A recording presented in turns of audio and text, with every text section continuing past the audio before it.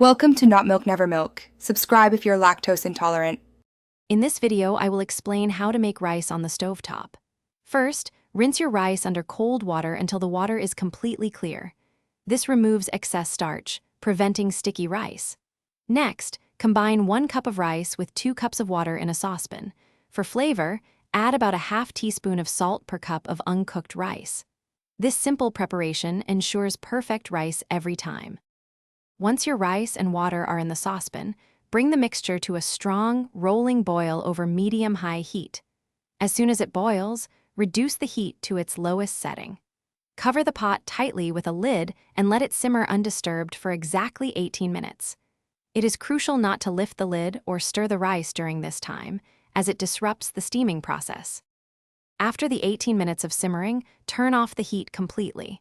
Keep the lid on and let the rice rest for an additional 10 minutes. This resting period allows the steam to redistribute, making the rice perfectly tender. Finally, remove the lid and gently fluff the rice with a fork. This separates the grains, giving you light and fluffy rice ready to enjoy.